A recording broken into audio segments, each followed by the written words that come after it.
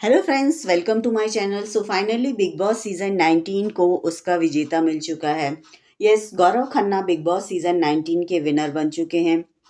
फरहाना भट्ट इस सीजन की runner up बन चुकी हैं। Praneet More third spot, Tania Mittal fourth and Amaal Malik ने फिफ्थ पोजीशन पर अपना बिग बॉस का सफ़र ख़त्म किया है।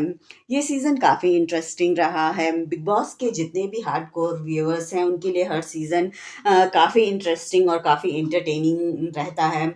बिग बॉस के घर के बाहर चाहे कितनी भी कंट्रोवर्सीज हो, कितने भी रूमर्स हो या जितनी भी बातें हों कि बिग बॉस के मेकर्स अपने फेवरेट कंटेस्टेंट्स को फेवर करते हैं, वो अपना जो विनर है वो पहले से ही डिसाइड करके लेकर आते हैं। इन सारी बातों के ये सारी बातें हर साल होती हैं। इसके बावजूद बिग बॉस के जो व्यूअर्स हैं, जो इसे सालों से फॉलो कर रहे हैं, वो हर साल इस शो को देखते हैं। उतने ही उत्साह और उतने ही खुशी के साथ इस शो को देखते हैं जितना कि उन्होंने पिछला सीज़न देखा हुआ है। सो बात करें इस सीज़न की, तो इस सीज़न में जिन कंटेस्टेंट ने सबसे ज़्यादा कंट्रीब्यूशन किया है या कंटेंट दिया है, वो चाहे झगड़े हों, भाषण हो या छोटी छोटे मुद्दों को बड़ा बनाना हो, आप जो भी कह लें, वो इस घर की महिलाओं ने, यानी कि बिग बॉस सीज़न 19 की जो फीमेल कंटेस्टेंट हैं,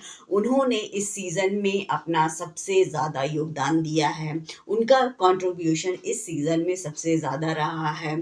बात करें कुनिका जी की, तो कुनिका जी 61-62 की एज में वो इस शो में आती हैं और उन्होंने डे वन से अपनी बातों को सबके सामने रखा है, मुद्दों को सामने रखा है। वो सबसे लड़ी हैं, सबसे झगड़ी हैं। वो मतलब उनका एक न्यूट्रल स्टैंड रहा है हमेशा से ही। धीरे धीरे वो कभी 2 वीक्स इस एक ग्रुप के साथ रहती हैं और उसके बाद 2 हफ्ते के बाद वो दूसरे ग्रुप में के लोगों के साथ मतलब दिखाई देती और उनके साथ कॉन्वर्सेशन करती हुई दिखाई देती। लेकिन वो कभी भी एक ही ग्रुप में नहीं रही हैं। वो उन्होंने अपना एक इंडिविजुअल स्टैंड हमेशा रखा है, हमेशा दिखाया है। उन्हें जब जो चीज़ बोलनी होती थी वो बेधड़क होकर और बिना डरे वो अपनी बात कह जाती थी। इसके अलावा बात करें नेहल और फरहाना की, तो नेहल और फरहाना दोनों ही थोड़ी नेगेटिव, थोड़ी कम थोड़ी ज़्यादा नेगेटिव नज़र आई हैं। वो थोड़ी वैम्पिश या फिर एंटागनिस्ट कह लें, वो उनका किरदार उस तरह का ही दिखाई दिया हैगा। मतलब उन्होंने अपने आप को जिस तरह से प्रेजेंट किया है बिग बॉस में, वो हमें वैसी ही नज़र आई हैं। नेहल मतलब वो तो पहले ही एलिमिनेट हो चुकी, लेकिन फरहाना भट्ट उन्होंने अपने इस नेगेटिव कैरेक्टर को वो सीक्रेट रूम से जब से वापस आई घर के अंदर, उन्होंने उसे होल्ड करके रखा हुआ।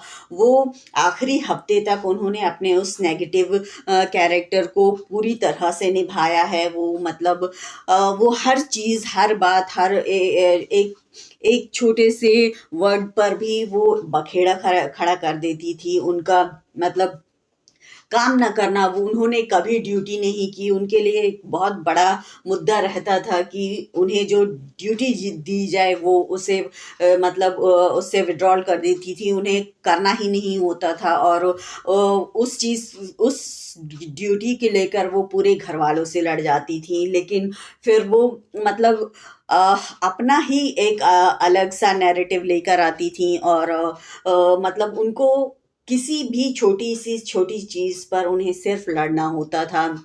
सो उन्होंने इस चीज़ को आखिर तक पुल ऑफ किया है। उन्होंने मतलब फाइनली बिग बॉस ने भी उसे विलन डिक्लेयर कर दिया। उसकी जो जर्नी दिखाई गई उसमें वो मतलब विलन की तरह ही दिखी है और वो उस चीज़ से खुश भी थी, क्योंकि ऑब्वियसली वो टॉप 5 में खड़ी थी और उसकी जर्नी दिखाई जा रही थी और वो भी इतने अच्छे तरीके से पूरा दिखाया गया। सो उसके लिए ये बहुत बड़ी बात थी।